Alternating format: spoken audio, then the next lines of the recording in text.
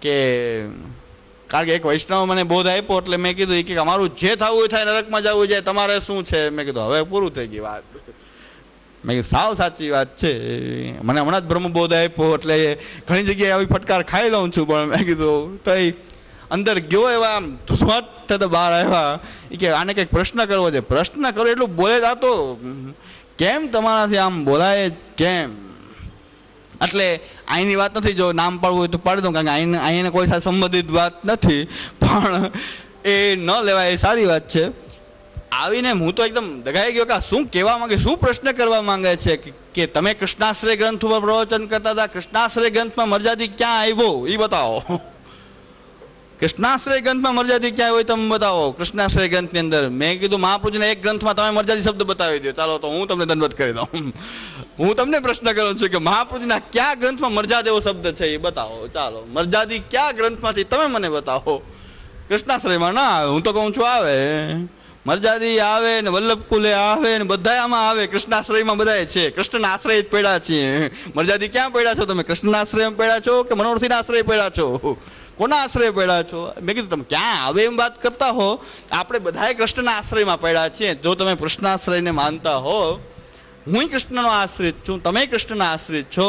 વલ્લભકુલનો કોઈ પણ બાલક હશે જો પુષ્ટિમાર્ગી માનતો હોય, પુષ્ટિમાર્ગ એ પણ આશ્રિત છે. સામાન્ય કંઠીબંધ વૈષ્ણવ પણ કૃષ્ણનો આશ્રિત છે. આપણે બધાએ કૃષ્ણના આશ્રિત. તમે કહો છો ક્યાં આવ્યા એટલે? મેં કીધું હું કહું તમે ક્યાંથી, તમારું પ્રમાણ બતાવો કે તમે ક્યાંથી આવ્યા. પણ આપણા આ બેયને, હું વ્યક્તિગત આપણા બેયનો આ દ્વંદ્વ નથી. મને કે અમે નરકમાં જવા તૈયાર છીએ, તમારે બિલકુલ કહેવાની કાંઈ જરૂર નથી. અમારું જે થવું હોય થાય, તમારે શું? એ સાવ સાચી વાત છે. માસીના દીકરા બિલકુલ થતા નથી.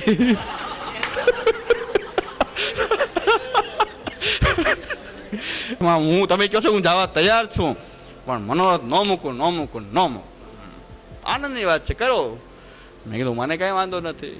હું તો કહું છું કે ક્યાંક આટલી ચૂક થઈ રહી છે એ આપણે સુધારીએ. પણ ત્યાંથી બ્રહ્મજ્ઞાન લીધું. આ પાછો શબ્દ એનો શબ્દ બોલ્યો, પણ મર્યાદી શબ્દ જિંદગીમાં બોલવો નહીં. આ એનું વાક્ય મેં રજૂ કર્યું, ખાલી એટલું જ કે મર્યાદી ક્યાં આવ્યો હું નથી બોલ્યો, એ બોલ્યા હતા. અને હકીકતમાં મેં એને કીધું કે તમે કેસેટ સાંભળી લો. જ્યાં સુધી મેં પ્રવચન કર્યું છે મેં મર્યાદી શબ્દ બોલ્યો જ નથી. તમને આ ખોટી ભ્રમણા કાંઈ ઘૂસી ગઈ. અને એ લોકો બધા અંદર સામગ્રી કરતા હતા. શિબિરને ભીતર બે ચાલુ હતું, એમાં મને વાંધો જરાય નહોતો. મર્યાદીએ જ મેં કીધું આયોજન કર્યું હતું. મર્યાદી લોકો આનંદપૂર્વક સાંભળતા હતા. 50 મર્યાદી વૈષ્ણવ ત્યાં ઉપસ્થિત હતા. અને એમાં એવો આને ઉછાળો આવ્યો. એ કે 1.5 કલાકથી તો અંદર આ પ્રવચન કરો ને એ ભેગો અંદર કરે છે. એ કે 1.5 કલાકથી કે 1.5 કલાકથી કે આપને બેફામ બોલે છે કે અમારાથી તો કે એ હવે અમારી હવે કક્ષાની બહાર વાગે એને સંભાળવા પછી તો કૂદી જ પડ્યા. મેં કે ભલે ગાળો દે, કાંઈ વાંધો નહીં. એ ગાળો દે કે જેમ ભાવે એમ તુકારે ઉકારે બધી મર્યાદા. મેં મર્યાદા રાખવી હોય તો મર્યાદાની મર્યાદા કેવી? શુદ્ધ પુષ્ટિ છે એ તો. એને મર્યાદા થોડી હોય, એને શુદ્ધ પુષ્ટિ હોય, ગમે એમ બોલી શકે. એને મર્યાદા જ ન હોય, શુદ્ધ પુષ્ટિ. એટલે કે બેફામ 1.5 કલાકથી બોલે છે અંદર. આપ અહીં પ્રવચન કરો છો, એ અંદર ભાષણ દે છે કે તમે હું આ બોલાવ્યા ને હું આમ કર્યું, અમે હમણાં ભાગી જાય છે ને એક એમ ઠાકોરજીને સેન નથી કરાવવા, કરો ચાંપી જઈ નીકળી જાઓ બધા બહાર.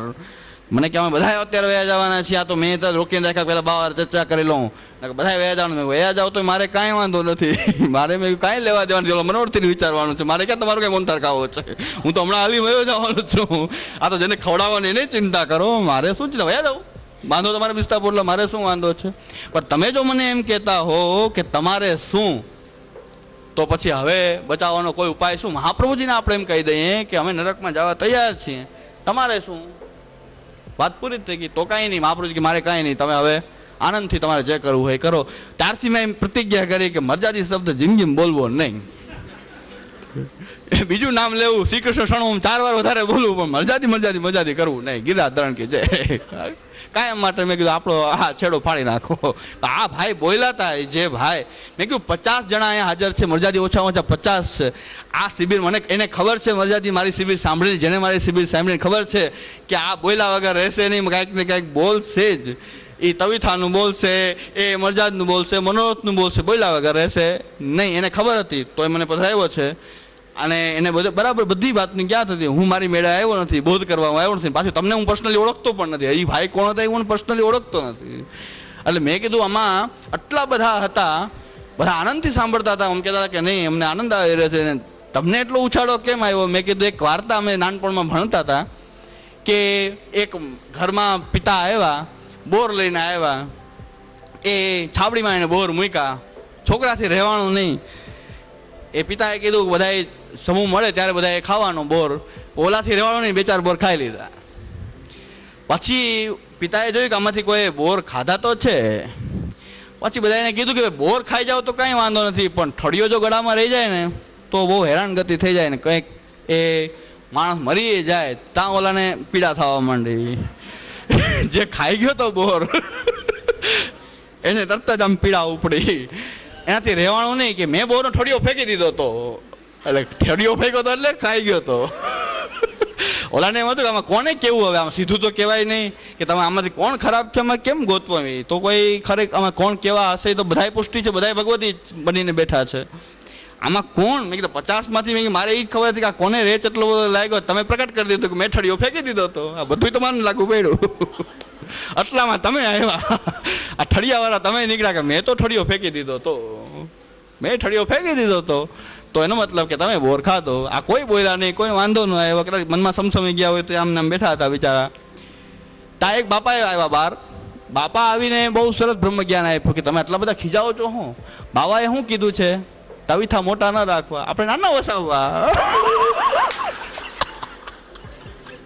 એ કે વલ્લભની ખોટું બોલે બાપા? કે આમ બોલાય આપણે વલ્લભ? બાપા બા ભાવિક હતા, જૂના પ્રાચીન મર્યાદી. બાપાએ એમ કીધું બ્રહ્મ જ્ઞાન. મેં કીધું બાપા તમે મારી પર પાણી ફેરવું. મારો તવીથા હારે કોઈ વિરોધ નથી, મારો સિદ્ધાંત અપસિદ્ધાંતની વાત છે. તમે એ બાપા કે તમે એમાં શું મોટી વાત કરો? બાવાને કંઈ આપણે કહેવાય કંઈ? અને બાવા કહેતા હોય આપણે માનવું જ જોઈએ ને. તમે આવું શું બાવા આમ બોલાય આપણાથી? બાવાએ શું કીધું? તવીથા મોટા ન રાખો, આપણે નાના નાના વસાવવા. હવે નવા બકડિયા વસાવશું. એટલે એક બકડિયામાં દાસણ આવતી તમે 4 કરી લેવા, એમાં શું વાંધો? આપણે આલો વલ્લભની આજ્ઞા તો માનવી જોઈએ ને. મેં કીધું આ તમે મેં કીધું આ ભાવિક બાપાએ મેં કીધું તમે મારી પર પાછી પાણી ફેરવ્યું. મારી બકડિયા અને તવીથાની મારી કંઈ વાત જ નથી. તમે આના કરતાં 10 ગણા વસાવો તોય મને વાંધો નથી. આના કરતાં મોટા બકડિયા મારી પાસે છે. અમારા ઘરમાં મેં કીધું બકડિયા તમે જે અત્યારે વાપરી એના કરતાં મોટા બધા બકડિયા અમારી પાસે છે ને એના મોટા તવીથા અમારી પાસે છે. ભલે અમે હલાવતા નથી કે હલાવ્યું નથી, પણ અમે એ અમારી ઘરમાં એ સાહિત્ય એવું જ છે. તવીથાન બકડિયાથી પણ વાત નથી. બાપા એના સમજ્યા બિચારા મારી વાત. મેં કીધું આમાં બધી જગ્યાએ માથું ફોડું તો ભટકાય એવું જ છે. એટલે મેં કીધું હવે હું જાઉં એ જય શ્રી કૃષ્ણ કરું. ત્યાં હું જાતો તો ત્યાં એ ભાઈ આવ્યા, ચનપસ તો આપો. અરે મેં કીધું તમારા જેવો મહાન વ્યક્તિ તો વંદે નંદ બ્રજસ્ત્રીણામ પાદ રેણુમાં ભિક્ષણાસા. તમે મેં કીધું મારી સાથે એટલા બાયધા, તમારી માનતા તો જો હજી એમ કીધું ચનપસ તો મને આપો. મેં કીધું બાયધા ને ચનપસ તો મેં કીધું તમારી કે વાણી નથી ગમતી, પગ જ ગમે છે. તમે બોલો અને મોઢું એ કાંઈ નથી ગમતું. જાકો મુખ દેખે દુઃખ ઉપજે, તાકો કરનો પર્યો પ્રણામ. મેં કીધું તમારી મહાનતા ખરેખર અત્યારે મેં કીધું તમારા ચનપસ કરવાનું મને મન થાય છે. મેં કીધું મને અત્યારે તમારું ચનપસ કરવાનું મન થાય છે કે તમે મારી ઉપર એટલો બધો ખીજાઈ ગયા, તમે મારી ઉપર આમ ઈશ્વર જો બીજો મેં કીધું વૈષ્ણવ હોત તો તમે આજે એકાદ તવીથો મારી જ દીધો હોત માથામાં, કારણ કે તમારી પાસે શસ્ત્ર હાજર હતું, ભીતરમાં હતા, અને આવીને બહાર નીકળીને તમે દેત જ એક જ. જો વલ્લભકુલ ન હોત તો આજે મારે માર ખાવાનો વારો આવત, તમારા હાથે માર ખાવા. પાછા તમે બાંધીને તમારી મહાનતા તો જુઓ. મેં કીધું અત્યારે મારે તમારે ચનપસ કરવા જઈને તમે બાંધીને પણ એમ કહી રહ્યા છો ચનપસ તો મને આપો. ત્યારે મને તો આશ્ચર્ય થઈ ગયું કે એની શ્રદ્ધા તો એટલી છે કે ચનપસ તો કરવા જ જોઈએ. વલ્લભકુલ હજી એટલી શ્રદ્ધા ધરાવે છે. તમારી વાણી ખરાબ છે કે મોઢું ખરાબ છે, પગ અમને બહુ ગમે છે. પગ ચનપસ કરવા આવ્યા કે જાતો હતો ત્યારે હું નીકળીને કે હવે આપણે બહુ માથા પછાડ્યા. વૈષ્ણવ જતા કે શું બાધે છે મહારાજ ને મરજાદી, શું યુદ્ધ છેડાઈ ગયું અંદર કે શું, કે ઘેરી લીધા બધાએ, ઘેરી લીધા ઘનશ્યામને. આ શું થયું કે અંદર ગયા પછી મને એમ કે ભોગ ધરવાનું કે છે બધું, કે આ તો ઘેરી લીધો. અને કે તમારાથી આમ કેમ કહી શકાય, ક્યાં ક્યાં આવ્યો શબ્દ? મેં કીધું ક્યાંમાં કઈ જગ્યાએ? મેં કીધું તમારામાં કૃષ્ણાશ્રય હોય જ નહીં તો પછી ન આવો તમે આમાં. કૃષ્ણાશ્રય તમારામાં હોય તો તમે આમાં આવી જાઓ, હું આવી જાઉં, તમે આવી જાઓ. અને જેટલા તમે કાંઈ પણ અપસિદ્ધાંત કરતા હો, સૌથી વધુ જવાબદારી 75% જવાબદારી અમારી છે. તમે અમારી પાછળ ચાલેલા છો. અમારા કોઈ પણ વલ્લભકુલના કોઈ પણ તમે જે કંઈ પણ કરતા હો, 75% દોષ અમારો છે, 25% તમારો છે, કારણ કે તમે અમારી પાછળ ચાલેલા છો. 75% તમારી બધી અપસિદ્ધાની જવાબદારી અમારી છે, એ પણ હું સ્વીકાર કરું છું. પણ હવે શું કરવું મેં કીધું, હવે એનો રસ્તો શું? આત્મઘાત જ કરી લેવો આપણે આવા અંધશ્રદ્ધામાં? એટલે આ પ્રકારની પરિસ્થિતિ એક વખત આ બ્રહ્મજ્ઞાન એને આપ્યો કે હવે આવા આટલા બધા ઝઘડા થતા હોય તો આમાં એક બે ચાર વૈષ્ણવ આવ્યા કે અમારે ગામડે ગામડે આ સોળસગંજને સત્સંગ કરાવવા જઈએ. મેં કીધું જાઓ તો ધ્યાન રાખજો, કાલે મારી આવી વાત થઈ ઘેરી લીધું તો મને તમને માર્યા વગર નહીં મૂકે જો સત્સંગ જો કરાવવા જ્ઞાન ક્યાંક બોલ્યા આડું આડું તો મેં કીધું મોનથાળનો પાવર વધારે હોય, મેં કીધું ધ્યાન રાખજો સશક્ત પાવર વાળા હોય, એ આપણે તમારું કામ નથી આની સામે લડવાનું. કાલે મને ખાલી વલ્લભકુલ મહાપ્રભુજીને કારણે બચ્યો એમ કહી શકાય, માર ખાવાથી બચ્યો હું તો આ મહાપ્રભુજીને કારણે કે વલ્લભકુલને કમસે કમ મરાય તો નહીં, ગાળો દેવાય પણ મરાય નહીં, શ્રીઅંગને ન સ્પર્શ કરાય, પરિશ્રમ ન અપાય, એટલું જ બાકી, એટલું જ એને બાકી રાખ્યું. બાકી એટલો હુમલો કર્યો. ત્યારથી મેં કીધું આપણે શું કામ આને હવે હિત કરવાનો વિચાર કરવો જ જોઈએ, આપણે બધાને વિચાર કરી તમે બચવું હોય બચશે. આપણે હવે મેં કીધું આ શબ્દનું ઉચ્ચારણ જ ના કરવું, ગિરાધરણ કે જે આજથી આપણે બેન જય શ્રી કૃષ્ણ. મેં કીધું આ લોકો સાથે મારે કીધું જય શ્રી કૃષ્ણ. મેં કીધું આટલા લોકોમાં 49 લોકોને બિલકુલ વાંધો નથી, તમને વાંધો આવ્યો. એક જ વ્યક્તિ ધડબડાટી બોલાવતો હતો અને અમે તો કરવાના જ, આમ તો થાશે તો મહાપ્રભુજી ના નથી પાડતા, કરી જ શકો છો તમે, પણ એનું પરિણામ જે આવશે એનું ભગવાન તમારાથી અમારી તૈયારી જ છે. એ અમે નરકમાં જાય ને ભલે જઈએ, વાહ કે નરકમાં જવું એમને એમ જવું. કારણ કે એક બાપા હાર્ટના પેશન્ટ હતા, ડૉક્ટર કહેતો કે ભાઈ તમારું કોલેસ્ટ્રોલ લેવલ બહુ વધારે છે ને ઘી વાળું ન ખાવ. બાપા કે મરવું તો લાડવા ખાઈને મરવું, એમને નથી મરવું. લે તારે હું, ડૉક્ટર કે મારે કાંઈ નહીં મરવું તો હું શું કરું? બાપાએ કે એમ કીધું એ કે મારે મરવું તો લાડવા ખાઈને મરવું, તારે મને શું કેવું? એટલે બોલ હું મરીશ ને તું મરવાનો? ડૉક્ટરને કે તું મરવાનો, પણ મને તારે એમ ન કેવું કે આ ન ખાવું ને તે ન ખાવું, એ કાંઈ તારે વાત ના કરવી, તારે દવા કરવી. બાકી મરવું તો મારે લાડવા ખાઈને મરવું છે. આ કે નરકમાં જવું પણ મોનથાર ખાઈને જવું, એમને એમ નથી જવું. લ્યો ખાઈને ખવડાવીને પછી જ નરકમાં જવું, એમને નથી જવું. પાછી એને શબ્દ વાપરો કે નરકમાં જવા અમે તૈયાર છીએ, બસ વાત પૂરી થઈ ગઈ. તૈયારી ન હોય, બીતા હો નરકથી તો હજી મેં કીધું મારી વાત તમારે સ્વીકારવી જોશે. પણ તમે કહો છો કે અમારી પૂરેપૂરી આત્મઘાત કરવાની તૈયારી થઈ ગઈ છે તો ગિરાધરણ કે જે કરો ફતે એ કૂદી જ પડો. આ પ્રકાર છે કે લપસ્યા પછી આવી દુર્બુદ્ધિ ઉત્પન્ન થઈ શકે છે. જો એક ગમે ઊંચી કક્ષાએ મારું જો તમે જો આ જીવન જીવી ગયા હોત, શ્રી મહાપ્રભુના ચરણારવિંદમાં સમર્પિત તમે જીવન જીવ્યા હોત તો રસિક ચરણ શરણ રહત હે બડભાગી જન અપનો કર ગોકુલપતિ ભરત તાહી બાત હે. શ્રી ગોકુલપતિ આપ તમને ભેટત કે આખા જીવન મારા ચરણારવિંદ પકડીને મર્યાદામાં રહ્યા, મહાપ્રભુજીની મર્યાદામાં રહ્યા અને મહાપ્રભુજીના ચરણારવિંદને પકડીને રહ્યા, મારું સેવન કર્યું. તમને લેવા માટે માલા પિરામણની વાત તો જવા દો, પણ ગોવર્ધન ધરણ આતુર હોત તમને ભેટવા માટે કે આ કલિકાલના સમયની અંદર કેવું તમે જીવન જીવા. રસિક ચરણ શરણ રહત હે બડભાગી જન અપનો કર ગોકુલપતિ ભરત તાહે બાત. હું તમને એ કરાવવા માંગતો, ત્યાં તમે અત્યારે મને પર ખીજાવો છો, પણ કદાચ હું અહીંયા ગયો હું ભગવત કૃપાથી મહાપ્રભુજીની ઠાકોરજીની કૃપા હોય ને આપણે કદાચ પાછા અહીંયા ભેગા થઈ નીતિલીલા ધામમાં, ત્યારે એમ કીધું કે ત્યાં બહુ ખરાબ લાગતો હતો. જો આપે કીધું ન હોત તો આપણે બે અહીં ભેગા ન થયા હોત. કારણ કે હું ન થાઉં, જો સાચું ન કહું તો મારે અહીંયા ન જવાય. પૈસા લઈ લઉં સાચી વાત ન કહું તો હું અહીંયા નથી જવાનો. પણ હવે ખરાબ લાગે તો ભલે ખરાબ લાગે, પણ એનું પરિણામ છે એટલે કદાચ આપણે ભેગા થઈએ કોઈ કારણવશાત તો અવશ્ય એમ કહે કે જો આ વખતે આ રીતે ન કીધું હોત તો આપણો અહીં મુલાકાત ન થઈ હોત, આ ગોવર્ધન ધરણની પ્રાપ્તિ ન થઈ હોત.